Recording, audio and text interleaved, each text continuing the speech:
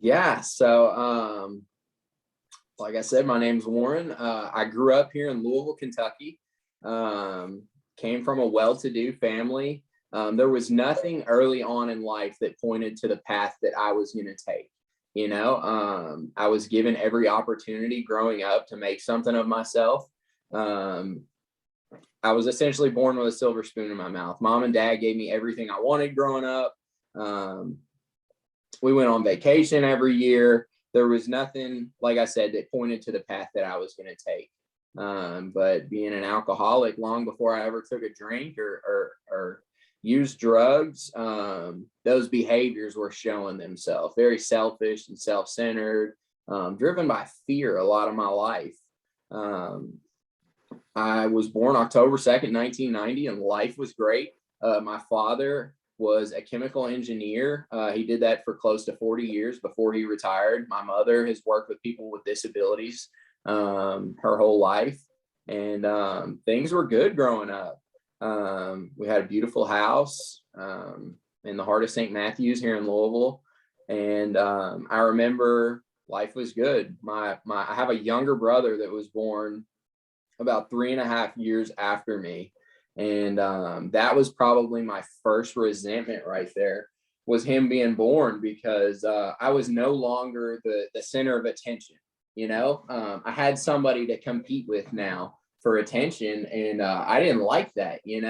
So I recognized from a very young age that negative attention felt the same as positive attention, and it was much easier to get. So I acted out from a young age, whether that mean when mom and dad had guests over, just kind of showing my ass and making sure that I was the center of attention, or acting up in school. It was all about me from a very young age. So I went through school here, and things were good. I started drinking and getting high probably about the age of 13. And I remember my mom sitting me down one day. We're driving in the car, and I remember her telling me, your grandmother was an alcoholic. I never met her as a direct result of this disease. She was drunk and in the bed smoking a cigarette one night and passed out and caught the bed on fire and burned the whole house down. So I never met her as a direct result of her alcoholism. And my mother also went on to tell me, I've struggled with my own vices throughout life. So if drugs and alcohol are something that you try, you might find that you have a problem with it. And being 12, 13 years old, it was in one ear and out the other. That's been another reoccurring theme throughout my life. You could ask me anything, but you couldn't tell me shit. You know what I mean? I thought I knew what was best for me my whole life. My best thinking now landed me in jails, in prisons, in detox facilities. That's where my best thinking landed me. So I ended up getting done with middle school. It was around this time I started drinking and smoking weed. And my parents caught on pretty quick, right? Because they noticed their weed was missing. So they came to me and was like, "Hey man, what's going on with you here?" And they imposed some little consequences in my life, but whatever it was enough to get me to straighten up for a little while. So I did that, and I ended up going into high school. I'm doing well, and I felt different, right? Because I'm used to being at the top of the social class at the schools that I was at, and now I'm going to a Catholic high school, and I'm introduced to some people that come from some real wealth. You know what I mean? I remember some classmates of mine being like, on a Friday, being like, "Well, I'm not going to be here Monday because we're flying out to LA to go shopping for the weekend, but we'll be back." And another reoccurring theme throughout my life is I've always felt better than or worse than people. It wasn't until I got sober that I was able to see that we're all the same. You know what I mean? But I would always seek validation from my peers, and doing whatever I had to do to fit in was something that I did. So I went through my freshman year of high school. Things were going good. And once again, my peers started drinking and smoking weed. And I don't want you to think I'm not the cool kid, so I'm going to do what you guys are doing. So that's what I started doing. And I experimented all throughout high school. Mom and dad caught on once again, but by this time I really wasn't hearing what they had to say. So I continued to do what I wanted to do because I didn't care, consequences didn't matter to me. So I was drinking. Hey, did you happen to have, I'm sure you continue to do work, to stay where you're at, to continue to progress and grow. Have you ever found through your work, and the reason I ask this is because I had a similar upbringing. Like, I had a lot of things given to me. I didn't have a real rough life. And yet there were a couple major events that really, that I really didn't know how to deal with. And that was driving my earliest drinking, 13, 15, 17. Was there any specific event that you've uncovered that you've identified? So, through working the steps in my own personal journey, there's been some things that I was resentful at early on in life. My parents getting divorced when I was in high school, that was something that I blamed myself for because I felt responsible, because I knew I was a handful. I was a tough child to deal with. And I blamed myself for that when they divorced. But ultimately what it comes down to is anytime I put any mind or mood altering substance into my body, I have a physical allergy coupled with a mental obsession. Once I take that first drink, I succumb to that desire. I'm off and running, and that phenomenon of craving is set off. And whatever trivial excuse I drum up to make for why I took that first drink, it pales in comparison to the consequences I'm getting ready to suffer. I've been the phoenix rising from the ashes my whole life. I'm great at when the heat's on my ass, doing well and tightening up and building that structure back up. But as soon as the heat's off and nobody's looking, I think I can get by, or I can be slick and get one over, and not realizing the whole time the only person I'm cheating is myself. So there was no serious events that pointed, or that I can like pinpoint and say, this is why I'm an alcoholic, so that, I don't know if that kind of answers your question there. Oh yeah. No, that's fine. So there were some things that happened in high school though that kind of, my alcoholism was manifesting without even really knowing it. That fear was starting to drive me even more, that self-centeredness, things like that. And I remember my peers, I was in trouble with my parents for some reason, and I wasn't drinking, I wasn't getting high, but this just shows you how my alcoholism can manifest in different ways. I wanted to fit in with my peers, right? And I had some guys come over that I hung out with that were breaking into cars. And I thought, I want to fit in with them, and I kind of don't agree with what they're doing, but I don't want them to reject me. So I'm going to go do with them what they're doing. And we started breaking into cars, and I found that I was a thrill seeker as well. You know what I mean? I thrive on anything that makes me feel different. And I was getting that adrenaline rush from taking things that weren't mine. And I found myself incarcerated, we ended up. How old were you then? So I'm like 16 years old at this time, and I get locked up for what did they charge me with? We had a stolen vehicle was the moral of the story, and we got caught in it, and they take us to juvenile hall here locally. And I remember sitting in that cell thinking, I'm not going to drink. I'm not going to smoke weed. I'm not going to do anything anymore, because this is not what I want for my life. But as soon as I got out and the consequences subsided, I have a mind that wants to remember the good times, but I can't remember the bad times. So as soon as those consequences subsided, I went right back to the behaviors that I had been displaying. And it only continued to snowball at this point. Opiates were starting to become a part of my story. But if you'd have asked me during this time at 16, 17 years old, I'm just young and experimenting and having fun. I don't have a problem with drugs and alcohol. I'm just 17 years old doing what my friends are doing. So I started experimenting with them. I graduated from high school by the skin of my teeth. Let me back up for a second. Sure. So I realized early on in my addiction that if I sell whatever substance I am using at the time, it not only affords me more of it to be able to do, but I get that sense of power from it. I feel like people need me and want me, and I fit in then. So that's something that was a reoccurring theme throughout my addiction too, was selling drugs. And it was never about making money. It was about having people around me and doing more of the substance that I was doing at that time. So that's what I did a lot. I graduated from high school, like I said, and I ended up getting in a really big car wreck right around my 19th birthday. I remember telling myself, Warren, you've been to school for 12 years now. Let's take a year off. Let's just work and kind of enjoy life. And now that I don't have school in my life, the structure around me is lessened even more. And now my alcoholism really takes full flight. I'm using like crazy. I'm selling drugs. And what do you use right now?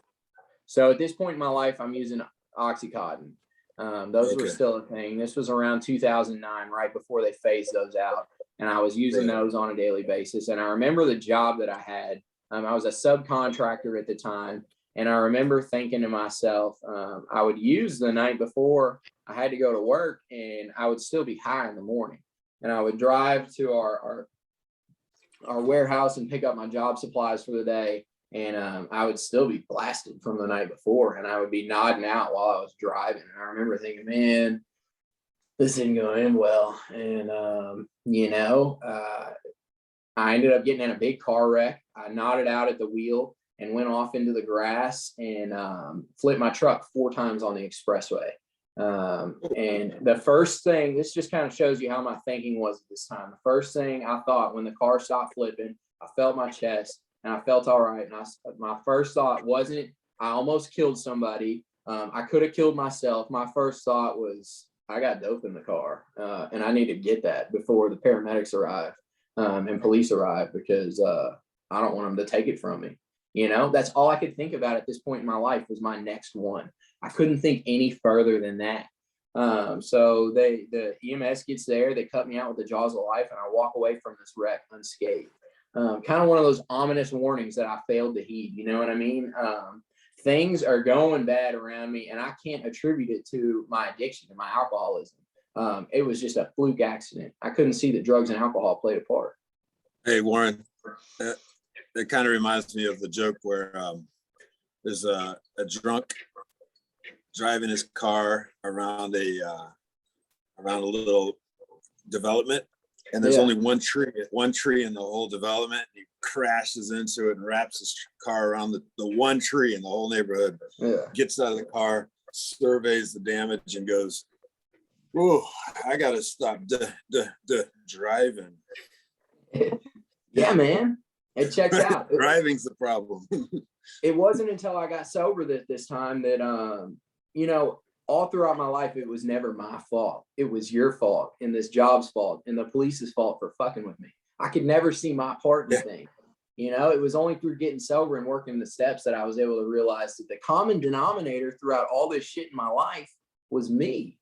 I was the one creating all this chaos. It was baffling to me when it was like the veil was lifted and I saw that thing standing in front of me that had been holding me back my whole life was me. It was me that had been holding me back, and that was like life shattering for me, a couple of years ago. So my alcoholism getting worse, and I got in that big wreck, and I came home for what was supposed to be my 19th birthday party. And surprise, it's my mother and my father and my brother and an interventionist. Oh no. And they sat me down and they talked about how much they love me and we're here for you and we want to see you get help, but you can't stay here anymore. You don't have to go to treatment, but we're not going to enable you anymore. And I remember being very resentful. So during the period that I was getting high during high school, my parents sent me to see this counselor. And I remember feeling different then, because my peers, they get to go home and hang out with their parents or hang out with their friends. And Warren's got to go to counseling. So once again, I register that I'm different than. I don't fit in. And that was something that drove me. I always felt less than. So anyways, they have this intervention, and they say, we got this opportunity for you to go to treatment. And I didn't have a trick up my sleeve at the time. So I was like, all right, what do I need to do? So they take me to the healing place here in Louisville, to a detox center, and they drop me off there, and they tell me I'm going to do 3 to 5 days in detox there, and then I'm going to go to this halfway house. And I went in this detox center, and I looked around, and everybody there was coming off alcohol and crack and all these horrible things. And I was not like them. That's what my mind told me.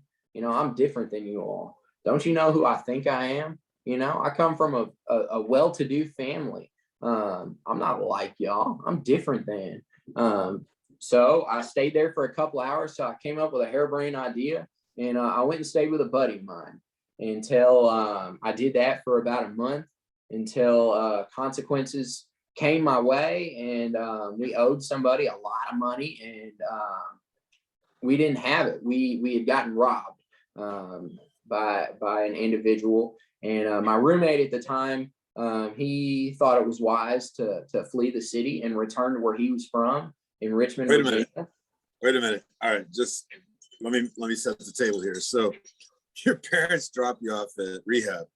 Yeah. And within a few hours, you leave rehab and go stay with a friend. Yeah. Then you guys go see a drug dealer, have him front you some drugs so you can support yourself. Yeah. Right. So, and then you get robbed. So this guy that I had been staying with, or that I called to let me stay with him, I'd been selling drugs for him for a while now. For close to a year now, I've been selling drugs from him. He was a college student here locally. And he was like, yeah, bro, come stay with me. I got you. We'll make this work. And full disclosure, we were selling drugs and things were going well, and we were affording our lifestyle. And he had this woman over that he had met while he was reeing up one day. And all she saw was him counting money and lots of drugs. And he had her over, and somehow she managed to get him out of the house for a short period of time. And she took everything we had. And she disappeared into the night. And when he returned and discovered this, we thought about it for a couple days, and he didn't have any way to come up with the money. So he fled back to Richmond, Virginia. And at that point, I remember thinking to myself, well, I'm effectively homeless at this point. I don't have anywhere to go. Maybe I should call mom and dad, because treatment seems wise at this point. That it's funny, because throughout my life, whenever mom and dad want to help me, I would always give them the finger and screw you guys. I got this. I'm going to do what I want. But when things aren't going my way and shit gets bad, that's the first people I run to, help me. And mind you, I didn't want to get sober at this point in my life. I had just ran out of options. Right. That's an important distinction. I also want to point out, for me, this is also a big similarity. When I was real young and I started getting in trouble, as you've described, I was always able to reach out to my parents and get bailed out of said situation. What that did effectively was bring me to the point in your story where you just said, I ran out of options, so then I go to Old Faithful, like the reliable person who bails me out. When I got to prison in Thailand, they couldn't help me anymore. And so I guess for parents out there, it's like, where do you draw the line? It's worth considering. Do you continue to bail your child out of trouble when they're younger? Because later, if they see that there's no or fewer consequences because of your influence, they may end up in a really bad place, which in your story we're coming to soon, I have a feeling. Yeah. Right, yeah. So this is the part where I talk about, in the big book, it talks about frothy emotional appeal seldom suffices, right? And what that means is the wishes and pleas of my loved ones will never be enough to get me sober. It's only once I truly want something different that the program of recovery, or the program of Alcoholics Anonymous, can take heed in my life. For a long time, I would read the big book, and where it talks about rarely have we seen a person fail who has thoroughly followed our path. I thought I was rarely. I thought I was one of those people they were talking about that just wouldn't get this. that it wouldn't work for me. And what I came to find out is it wasn't the program of recovery that wasn't working. It was me that wasn't working. I wasn't willing to put in the work to change myself. So I call them, I tell them treatment, you know, I want to get sober now. And I ended up at this halfway house, and I stayed there 10 months. And once again, Warren thinks he's hip, slick, and cool. So as soon as I figure out the substances you're not testing for, those are the ones I'm using. So not realizing that, once again, the only person I'm treating, or not treating, the only person I'm tricking is myself, you know. So I stayed there 10 months. I'm getting high the whole time. I got caught 2 or 3 different times, and they would send me to a detox center, and I'd come right back and continue the same behavior, you know. And finally, that 3rd or 4th time I got caught, I said, no, I'm not going to go to detox this time. I'm going to do something different. I'm tired of doing this. It's not the drugs and alcohol that are the problem. It's this halfway house that's the problem. Y'all just need to get the fuck off my back. So I leave there. I think I heard about that. I call mom and dad. Once again, I call my dad. Dad's remarried at this point, mind you. And my stepmother and myself don't have the best of relationships. So I call my dad, and I'm like, Dad, I'm tired of this halfway house. Things just aren't going well. Can I come stay with you? And he's like, yeah, you can do that. So I pack up all my stuff, and I literally tell these people at this halfway house off and tell them, you know, screw you guys. I'm tired of this. This is, you know, it's a money scheme operation. And like, I'm getting in my conspiracy theories and I'm talking shit. And I get in my car and I leave, and my dad calls me, and he's like, hold up, wait a second. I probably should have consulted my wife before I said you could come live with me. Oh, snap. And you can't come here, Warren. And I was like, I don't know what I'm going to do. Like, I got all my stuff in my little 89 Volkswagen GTI and nowhere to go. So he's like, well, we got a second house. You can stay there. And what he meant by you can stay there is you can sleep on the back porch. You can't sleep in the house. So I stayed there, and for the next summer, I thought I was just couch surfing, dude. I was staying with different people. I was getting high. I got no structure in my life, no accountability. And Oxycontin, which was my thing, had dried up. They had reformulated them, and it was no longer accessible like it had used to been. But I had met this guy at the halfway house that had talked to me about heroin and how it was the cheaper alternative to the pills that I was doing. And my best thinking at this point was, well, you don't have anybody to drug test you anymore, so you don't got to do these weird ass substances that you've been ordering online that nobody can test for.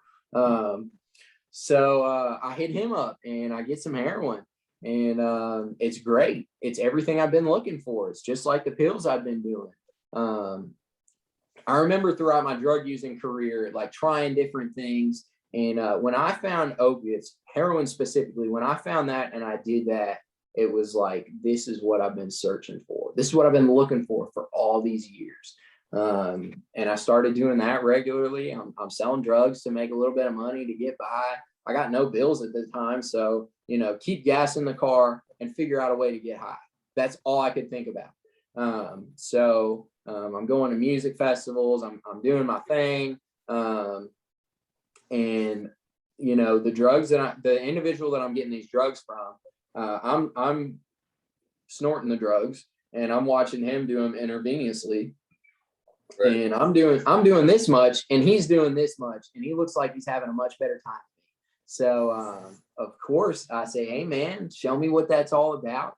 And intravenous drug use becomes a part of my life at this point.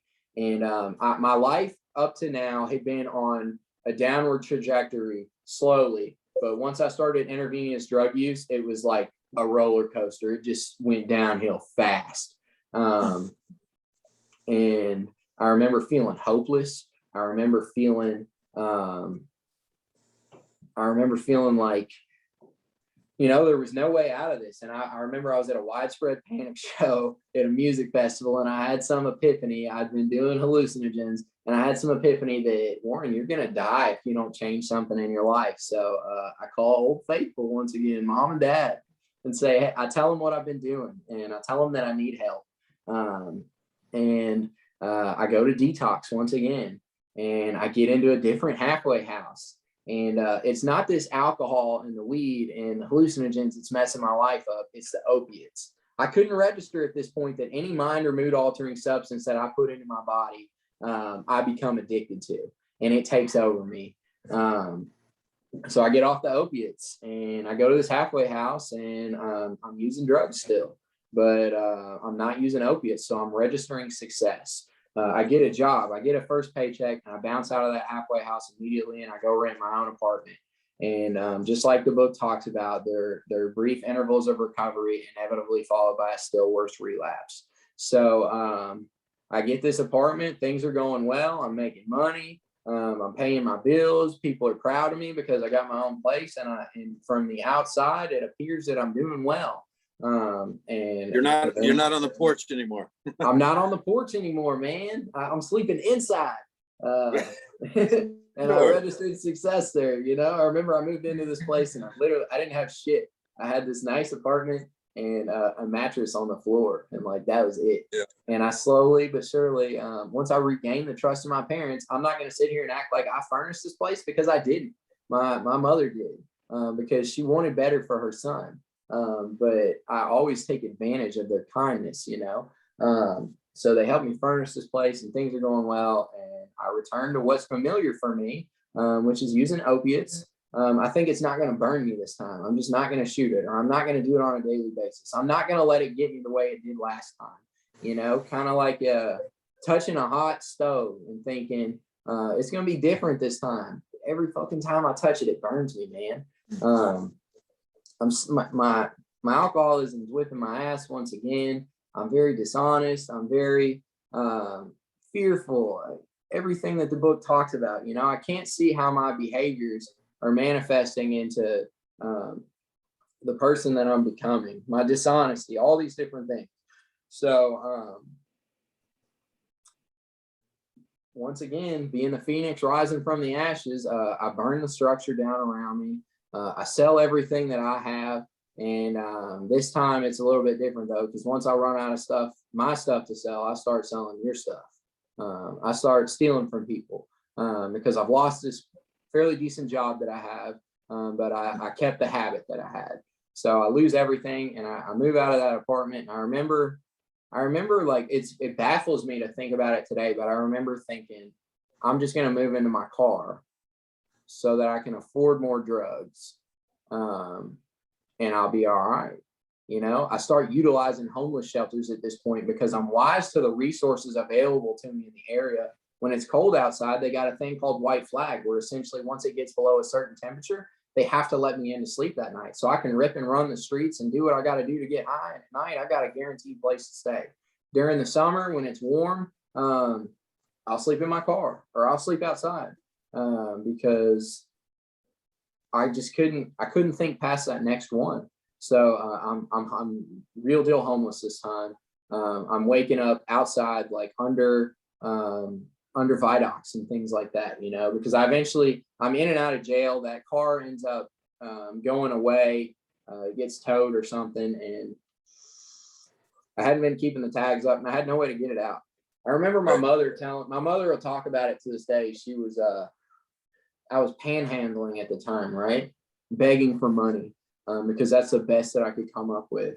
And she said that I was downtown here, and I was walking with a backpack on, and I had a pillow attached to it from where I've been sleeping outside. And my mother drives by and sees me, and she just keeps driving, bro, because she said she stopped and she just bawled and sobbed because she knew there was nothing she could do to help me at this point. I had to want to help myself. And she couldn't step in and save me. So I ended up getting locked up again for burglaries this time. My behavior is getting even more erratic, and I'm breaking in people's homes now. And I go to jail, and I tell the judge that I have a drug problem, and he lets me out after 4 months to go to treatment. And that's what I did. I spent 11 months at a homeless shelter here with a recovery program. And I put in just enough work to get by. I'm still young at this point. I'm like 21, 22 years old. And I remember my mentality being, I'm just not going to get high. I honestly wanted something different out of life at this point. But I was unwilling to take a look at my behaviors and my instincts and all the things that had made me who I was. I went through the steps, but I did just enough to get by. And as soon as I got out of that treatment center, it was almost like I had started, for the first time in my life, it felt like my skin fit. And I had started to form some bond with something greater than myself, some power greater than myself. And as soon as I got out of there and I got a little apartment and a job, I registered success. And I remember thinking to myself, I got this, and I was like, look at what I've created for myself. And it was almost like God, said, oh, you think you got this? You think you built this yourself? I stopped paying homage to the fact that everything I had in my life at this point was a direct result of me inviting a power greater than myself into my life. And it was almost like he said, here, you take the wheel then. And I crashed immediately. I was in a situation where I was around drugs and alcohol, and I had no mental defense against that first one. Kind of like it talks about in the big book. It says that must come from a higher power. And I had not continued to work on that relationship. I'd stopped doing step work. I'd stopped working with a sponsor. I'd stopped going to meetings. When I would go to meetings, it was just to show off and try and see women and things of that sort. I found myself in that situation, and I relapsed after a little bit over a year sober. I had a couple beers, and I was on probation at the time. So this just shows you kind of how my alcoholic thinking works. I remember thinking, I can't get high because I got to report to my probation officer in a couple days. But I can probably have a couple beers. Alcohol has never really been a problem for me. So I drank those beers. My inhibition was lowered. And I remember thinking, well, you've been doing good for like a year. You probably won't drug test you. So you can probably smoke some weed. And I smoked some weed, and I'm sitting there and I'm fucked up in my apartment. And I remember thinking, Warren, you just blew that sobriety date that you worked so hard to secure. And you don't even really like the way that weed or alcohol makes you feel. So I should probably get high one good time the way I like to. I should probably do some heroin. And that's exactly what I did, and just like the book talks about, thus started one more journey to the asylum for yours truly. That peace of mind dissipated like that. And I was right back where I left off using. I burned everything to the ground once again. I'm breaking into houses once again. I remember being at the end of my run this time, breaking into houses, thinking, how the fuck did I get here again? I was just so happy. I just felt good about life. My skin fit. And how did I get here again? And I remember crying out to God saying, either take me out of this madness or take me out of this world. And I was 105 pounds at this time. I'd been evicted from the apartment that I had, but I was still staying there. There was no lights. There's no electricity or anything. I'm shooting dope by flashlight or candlelight. And I ended up stealing a car and getting in a big high-speed chase. Oh, wow. Yeah. So I what kind of car was that morning? What kind of car was it? It was an Impala. Okay. It was an Impala. The power steering was going out in this piece of shit. And So you didn't even steal a nice car. It was a crime of opportunity. I'd been up all night dope sick the night before. And the individual that lived below me had gone out to start their car because it was cold outside. And I saw that it was. You robbed the guy that lived underneath you. Yeah. So that's a testament. Sorry about your luck, bub. But Warren's sick, and it's all about me. Selfish and self-centered to the core. I don't think about anybody else when I'm using. Wow. So I steal this guy's car. I go and I break into a house about an hour later. The neighbors see me, and they call the police, and they follow me, and I'm trying to evade the neighbors, and here come two cop cars, and they block me in. And there's one on the hood with his gun drawn, and there's another one at the driver's side door with his gun drawn. And my best thinking was, well, I'm on the run from probation and parole. I hadn't been reporting. I'm in a stolen vehicle. I just broke into a house, and I got a whole bunch of gold in the passenger seat, and I'm dope sick. So no, I'm not going to shut the car off. And I punched through those two cop cars, and I proceed to take them on a high-speed chase all throughout Louisville here. They charged me with 15 counts of wanton endangerment later down the road. And there were 15 police officers behind me during this chase, and I managed to evade them. I had no regard for my life. I had no regard for anybody else's life. I crashed twice during this chase. And somehow I remember the neighborhood that I lived in at the time. This was like a long chase, dude. I took them all the way from one end of Louisville to the other. And I could get a little bit of distance between me and them, but I couldn't get away. Right. And I remember doing some Dukes of Hazzard shit, flying over railroad tracks. And I remember getting back up to the neighborhood where I had lived in at the time, that abandoned apartment that I'd been evicted from. And I remember thinking, if I can take a left on this, if I can get far enough in front of them and take a left on this street and a left into the alley immediately, maybe they'll just keep going straight. And it took like 3 times of going around the neighborhood, and I finally executed that. I took a left and I barreled into this alley and just prayed that there was no car there, because I would have smashed into it immediately. And sure enough, dude, they just kept going straight. And I ran upstairs. I had to like climb out through the window because I crashed twice and the door was all messed up. So I run up there and I hide out, and there's no electricity. I got no minutes on my phone, so I can't call anybody. I feel trapped like a rat, dude. I hear the sirens everywhere out there, and I'm like, what am I going to do? So I got this gold that I stole from this house, and I don't even change clothes, but I got long hair at the time, so I shaved my beard. I'm thinking that's going to fool them. So I shave my beard. I wait like 30 minutes or an hour till I don't hear as many sirens. And I know what time the buses run here locally. So I'm like, well, I know the bus will be here in 2 or 3 minutes. So I put a hat on, put some sunglasses on, and I got this gold in the backpack, and I shoot out to the bus stop, and I get on the bus and I go downtown and I sell the gold and I go get high, and I act like it never happened. Wow. That's a crazy story. It was wild, bro. It was wild. If you Google my name, it's the first thing that pops up. Yeah. Let's see here. I go on like nothing happened. And I go on to getting high. I'm not thinking about that chase anymore. And so here's my phone. If you Google my name, the first thing that pops up is St. Matthews man arrested for high-speed chase. That was me about 10 years ago.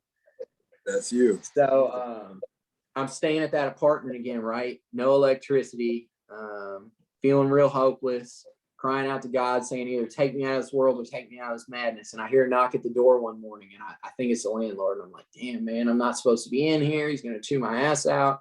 So I put my backpack on and I hop out on the fire escape, and the U.S. Marshals got the house surrounded. And it was at that moment I knew the gig was up. So I go back in. I'm up on the 3rd story, man. So I go back in and I light a cigarette, and here they come, man. They tackle me to the ground. They arrest me, and it's off to jail once again, And I remember feeling abandoned. I remember feeling, where were you at this time, God? I've been asking for your help. And it took a lot of years for me to finally realize that God was doing for me what I couldn't do for myself. They rescued me when they locked me up that day. I was on a suicide mission. I through all the years I was locked up, I felt like it happened to me. And it was only through working the steps that I was able to see that it happened for me. Because I was going to kill myself, I couldn't think past that next one, and death was a welcomed option at this time.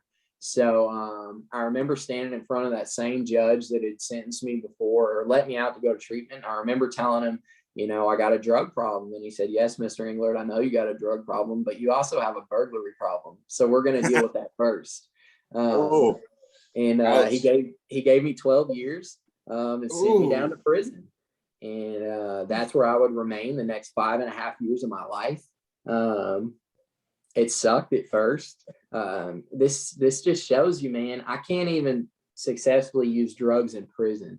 I started out at a low level custody at a community setting, where I got to go out to a work detail every day and work on the back of garbage trucks. And I started drinking and getting high and doing what's familiar for me. and they caught on there, and I ended up getting caught twice within like a 10-month period.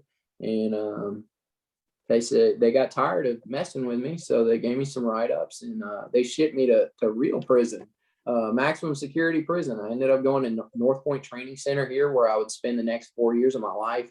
And I remember pulling up to this prison, man, and there's all this razor wire and stuff around it, and I was full of fear.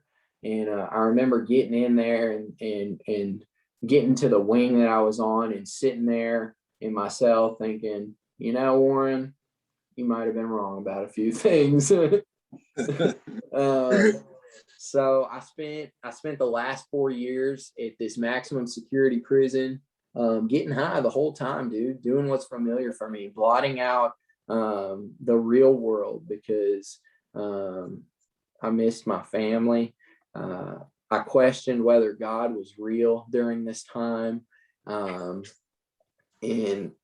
you know, it was a very dark period of my life. But I remember the peace of mind that I had when I had been sober before previously. And I remember the homeless shelter that I had been at, where I had nothing to my name, not a dollar, and how happy I was with nothing, because I was sober and I was working on myself and things were going well. And I remember thinking, you know, no matter how long I'm in here, that's where my journey needs to start at again. I remember I would get in trouble in prison, and I would go to the hole and I would be dope sick. And I remember thinking, dude, you can't even survive in prison without getting high. Like, you can't even, if you're going to jail from jail, like, you suck at getting high, dude. Like, you need to do something different. You keep getting caught. There's something in there I want to flesh out a little bit. So there's this idea. I personally believe pretty much most of life is down to the stories that I tell myself. Mm-hmm. And therefore, if I don't like how my life is going, I can tell myself a different story. I haven't always known that. And certainly when I was using a lot of cocaine, the thought that permeated my every cell was, you can't quit. Look at the evidence. You have tried all these times. You know, consequences continue to get worse.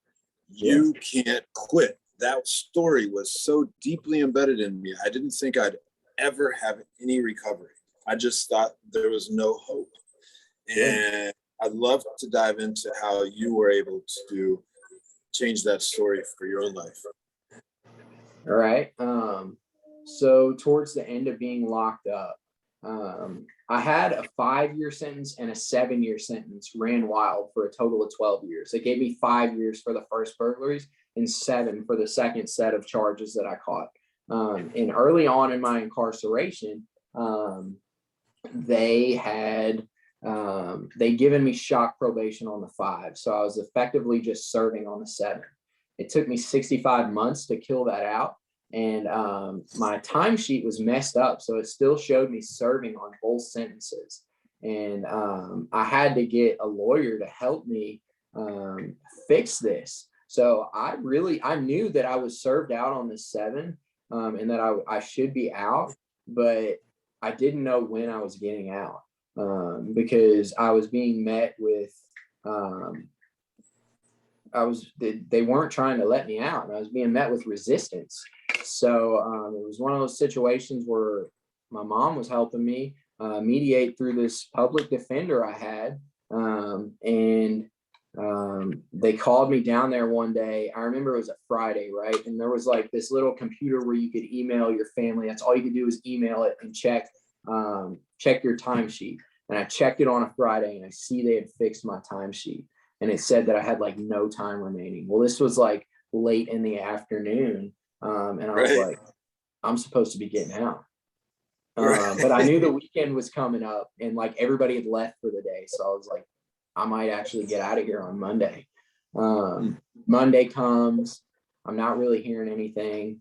I get high that day, and they call me down there, and they're like, dude, you need to call a ride because you're getting released from prison. And it seemed surreal, you know. My journey's not over yet at this point. They let me out of prison. My mother rushes to this prison. It's like an hour and a half, 2 hours away from where she lives. She rushes there. She picks me up. But one of the stipulations is that I have to go to treatment. And they are on the release paperwork. It says, you need to go check in at Louisville Metro Department of Corrections and notify them that you've been released and that you're going to treatment. So my mom picks me up.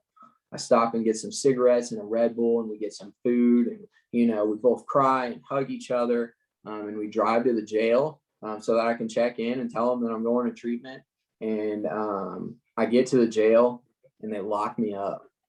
I've been out like an hour and a half, 2 hours maybe, and they lock me right back up and say, we'll release you once, there's a bed available at the treatment center that you're going to. Oh, so I go, I have that freedom stripped from me once again, man. And I'm just holding on to the thought that I'm going to get out of here.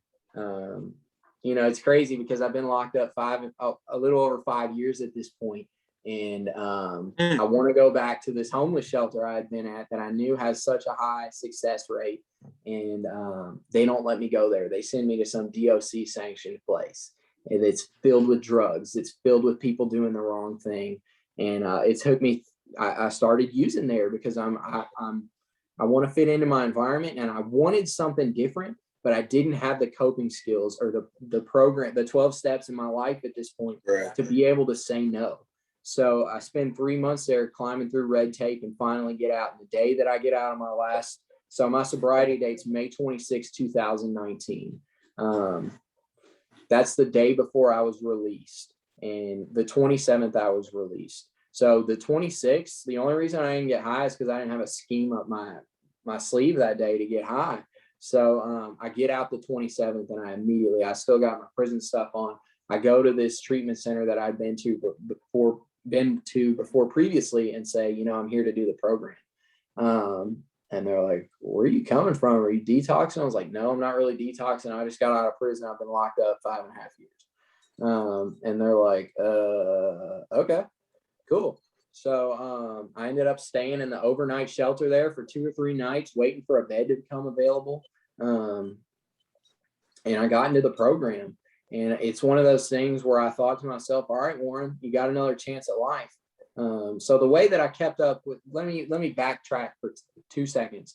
While I was locked up, there was only a handful of people that kept up with me. My mother, my father, my brother, and probably 3 people that I had met through Alcoholics Anonymous. They would check on me every couple months or twice a year maybe, and just let me know, hey man, we love you and we're here for you. We know the individual that you are when you're sober, and this doesn't adequately reflect who you are. And it gave me, it taught me a very powerful lesson. It taught me that there are people in this world that care about me for who I am rather than what I have to offer. So I got out and I latched to those people. I went to this homeless shelter with the recovery center again. And it was one of those things where it's like, if I know better, I should do better. So I was ready to put the work in this time. I immediately got a sponsor, somebody that I knew was going to be in my face and on my ass and wasn't going to co-sign my bullshit. And I started working the steps. I knew in step 1 that I was powerless over alcohol and that my life had become unmanageable. But when I got to step 2 and it started talking about came to believe that a power greater than myself could restore me to sanity. I believed that there was a power greater than myself out there, but looking back through my life, I remember thinking, whatever's out there probably don't mess with me. You know what I mean? Look at all these years that I was homeless. Look at all these years I had to serve in prison. It was only through working the steps that all these things that I viewed as stumbling blocks throughout my life were able to turn into stepping stones to being able to relate to other individuals. So I didn't believe that God was going to work for me, but I saw these people coming to meetings and telling their life story, and I believed that it was working for them. And I started to form this small conception and believe that maybe if it can work for them, it can work for me. So I made that decision. I made that decision with my sponsor, and we said the 3rd step prayer, and I made the decision to turn my will and my life over to God, whatever that meant. I don't know. At this point, all I knew, and still today, the only thing that I know for 100% certainty about God is that I'm not it. There's something greater out there than me. So I made that decision. I started, doing a thorough inventory of my life. And this time I put everything down on paper, and I got honest with my sponsor and my fifth step. And but I talked about everything, because I was more fearful of putting a needle in my arm than I was of some man knowing all my dirty laundry throughout my life. You know what I mean? Knowing these deep, dark secrets. So I started to admit these things, and there was no clouds parting or anything at the end of it. I knew I had been a piece of shit. You hear people talk about like they had some weight lifted off their shoulder. There was a revelation there, though. It stripped me of something. When I did my fifth step with my sponsor and got honest about everything that I'd done in my life, it stripped me of my excuses. I no longer had a reason to drink or drug, because I started to understand why I had done these things. And I started to see my part in it and how it had affected my instincts, and landed me in the place that I was in life. So when I started to understand these things and started to understand my part, I had a clear-cut instruction manual moving forward into 6 and 7 of what it was I was asking God to remove from me, and what it was I was working against. The dishonesty, the fear, the resentments, the self-centeredness, all these things that had driven me. This is what I was going to work against in 6 and 7. And these are things that I continue to work on a daily basis, because I still think about me a lot. I still run on fear a lot of times. But faith isn't the lack of fear. It's the perseverance through it, knowing that no matter what happens, is God's plan. He's not going to let me down. He's not going to abandon me. But that's not easy to do. It's easy to talk about faith when things are going right, going my way. But just because I got sober, it doesn't mean that shit's not going to come down the pipe. Life still shows up and still happens. But I view it differently today. My perspective has changed. I no longer look at it as, why is this happening to me? Instead, I look at it as, what is the lesson in this? What can I gain from this? How can I become a better individual through these struggles that I'm going through today? So I moved forward, and I started making amends and going back and making some of my wrongs throughout my life. And I started to feel good about myself. I started to change, and people were seeing change in me long before I saw it myself.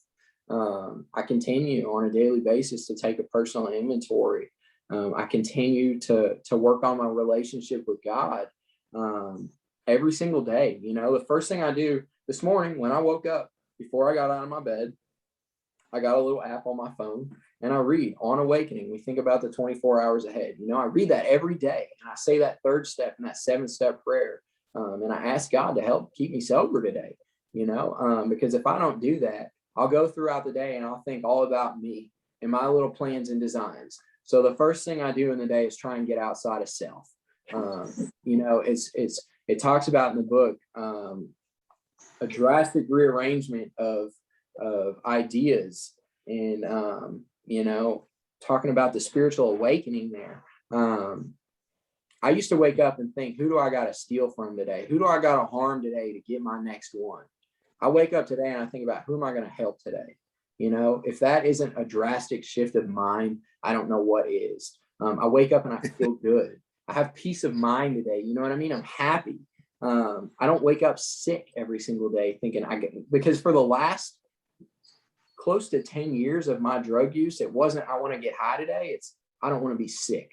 I don't want to feel the withdrawals. So I did that. Yeah, man.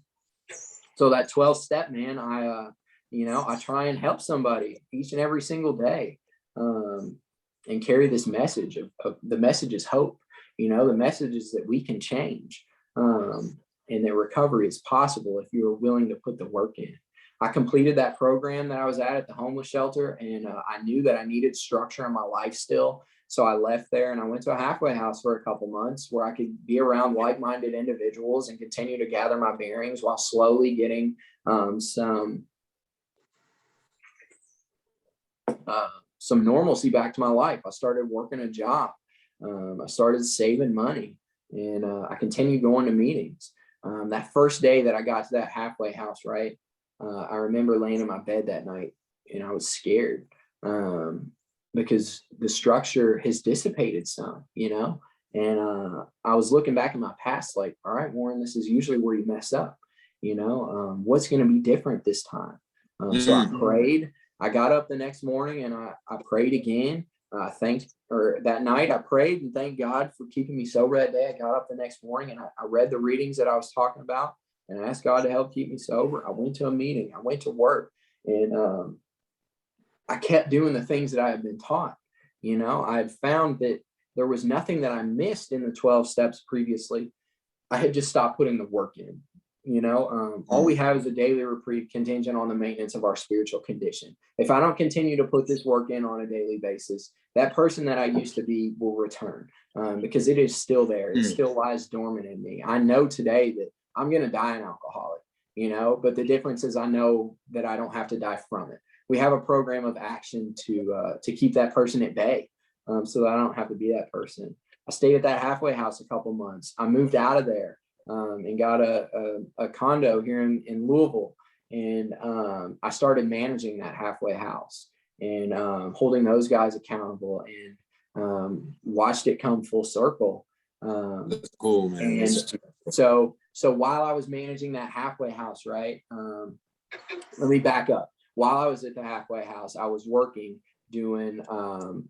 for a home cleaning service, and I was cleaning homes.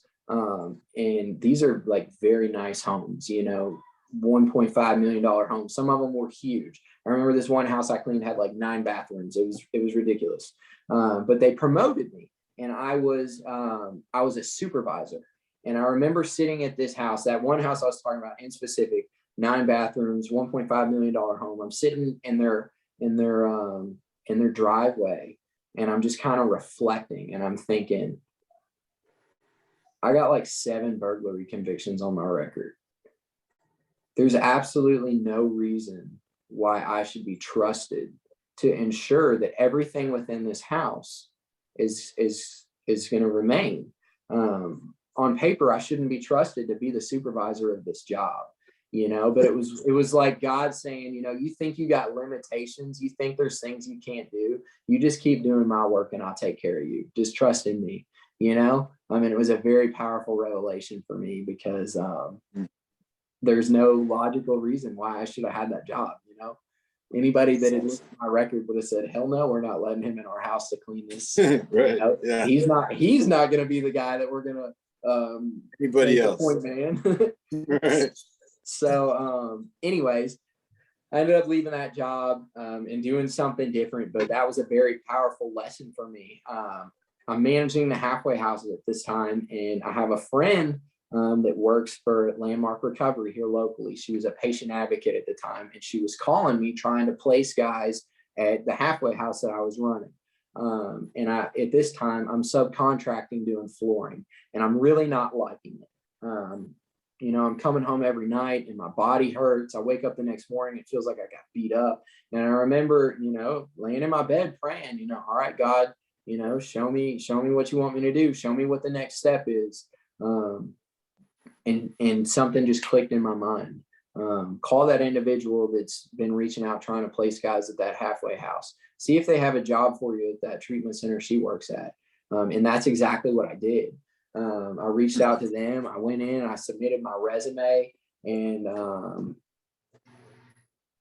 they ended up hiring me, because they knew the character that I held within myself. There were a lot of people that worked at that center that knew me from very early in recovery and knew that I was serious about what I'm doing, and I was passionate about helping people.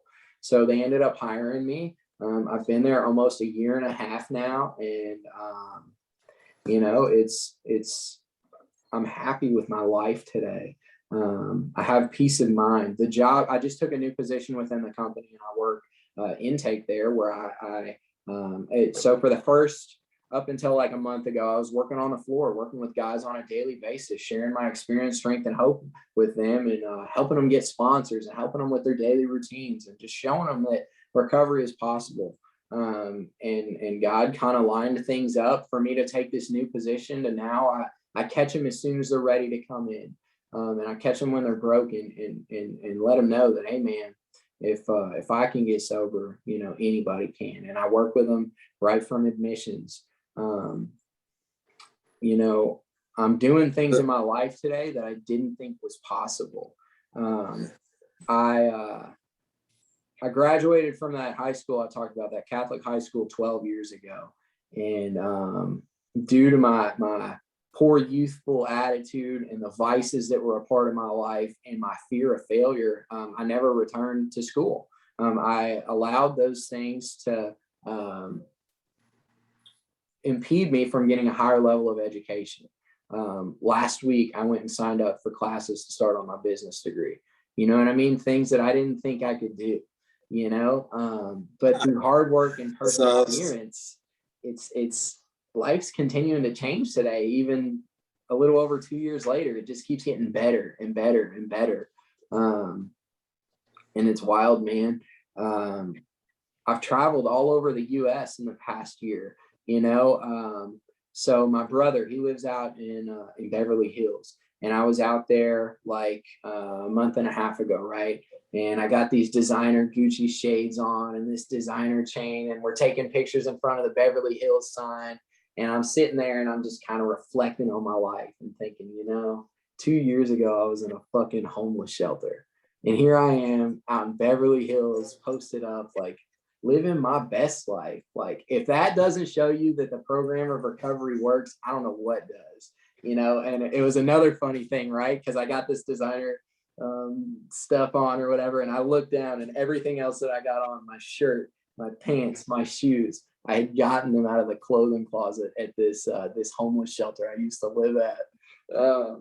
And I was just like, man, life's a trip, dude.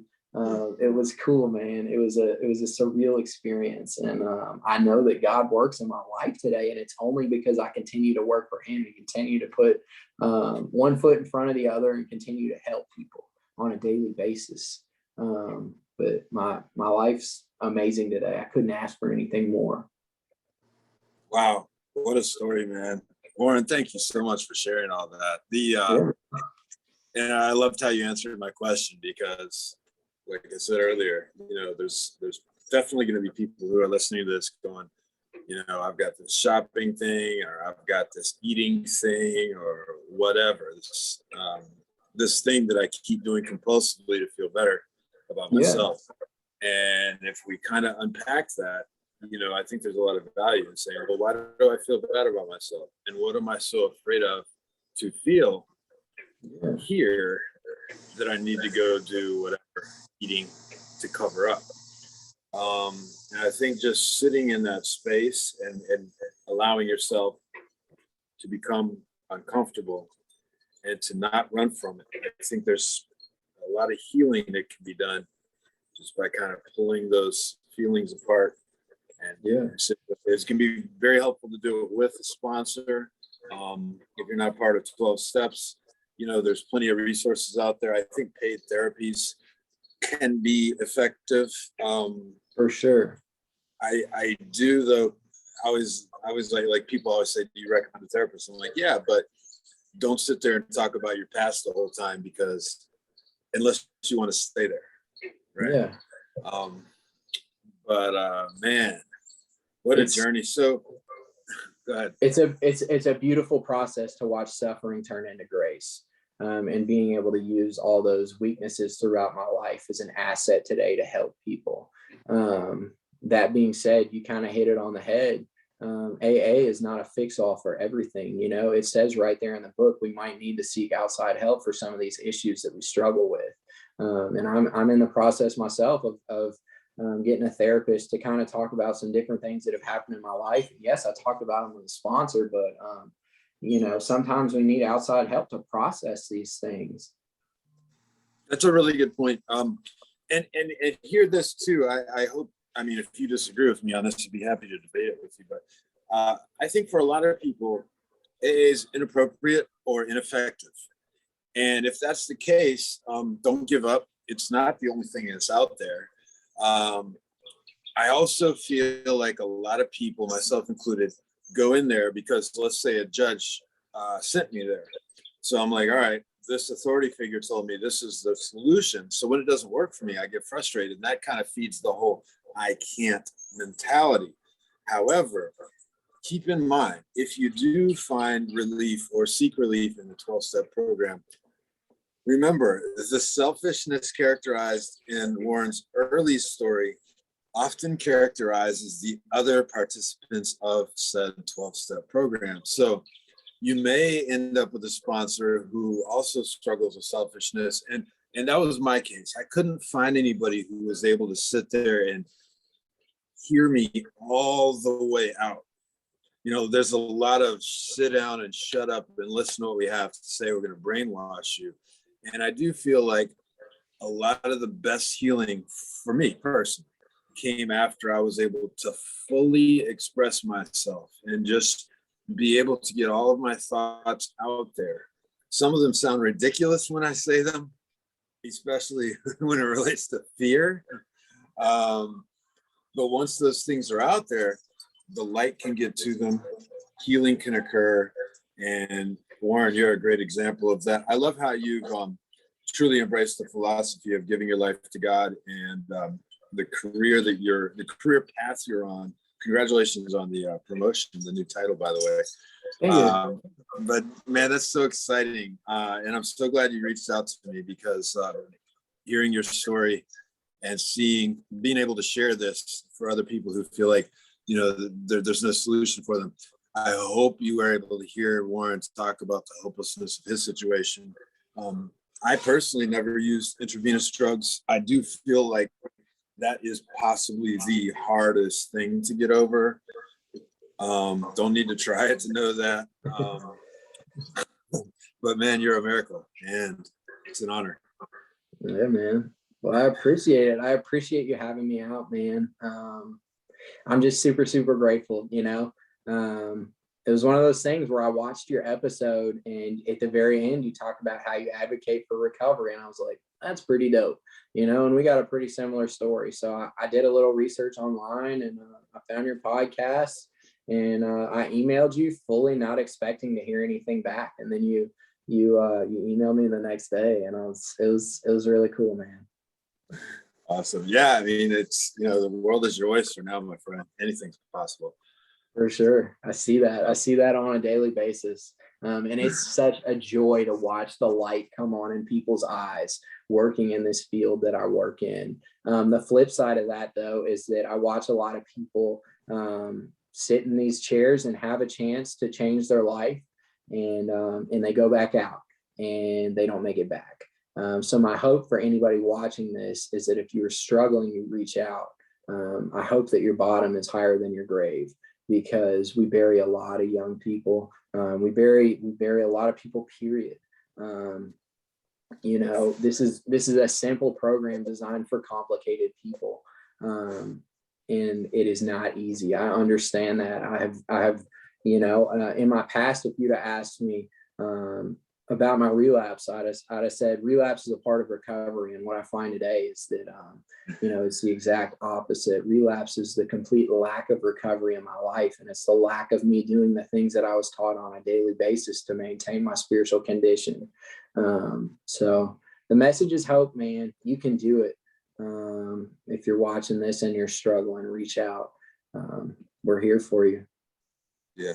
Yeah. I like to also, this may not even be appropriate, but I feel like there's an awful lot of people who forget that drug use is just a symptom of the deeper problem. It's For sure. Drug use is not the problem. It's just a reflection of something else bigger that's going on underneath the surface. I 100% agree. You know, when I start feeling restless and irritable and discontent, and I stopped taking a look at all those negative things that drove me throughout my life, that's the first thing my mind registers is relief. You know, I find relief in the drugs and alcohol. That was my solution for so long. And I got to remember to play that tape through and see how that lands or how that turns out every time I pick back up again. You know, there's no chemical solution for a spiritual problem. I can't fix these things with a pill or a drink or a hit of dope anymore. I have to do the work. I have to embrace the feelings that I'm feeling and work through them. And that's not always easy. You know, I get guys all the time that come into treatment and they're scared to show their emotions. You know, the social stigma is that men are supposed to be strong. We're not supposed to show emotions. You know, if we cry, it's a sign of weakness. When in reality, you know, having emotions doesn't mean that I'm weak. It means that I'm human. It's part of the human experience, and I'm gonna feel these things, whether I choose to suppress them and negate the fact that they exist, or I choose to go through them. That's up to the individual. But for me, every time I try and suppress those emotions and act like they don't exist, they start to build up until I don't know how to deal with them anymore. And a drink or a drug starts looking real appealing. Yeah. It's funny. Yeah. Because you can, if you're not dealing with the emotional side, it's like, all right, I got through today. I'm good. But yeah, over time, that stuff, unprocessed, is pretty much a guaranteed new trip back down the pain path. Yeah, man. Anyways, man, you're an inspiration, Warren, and it was a pleasure to reach out to you, man. You're doing great things. Get in touch if I can do anything for you in the future, my friend. Cool. It's great hearing your story again. So thanks so much. To our listeners and viewers out here, please subscribe. You may have noticed we took the podcast off of iTunes, and I believe it's off of Spotify now, because we want to get to 1,000 subscribers. So please subscribe. Tell your friends to subscribe. Sneak on your mom and pop's computers and subscribe there too. We'd love to have parents on listening to the show as well, because this is a problem that affects all of us, whether it be drugs or some other sort of addictive behavior. I think every human goes through this a little bit to one degree or another. Unfortunately, the ones who get really stuck make the best stories. So you'll continue to hear lots of these types of stories from us here. Again, thank you for listening. Have a wonderful day. And that's it. Warren, take care, man. Thanks so much for coming on. Yeah, dude, it was a pleasure to meet you. Okay, that's it. So let me stop the recording. Stop.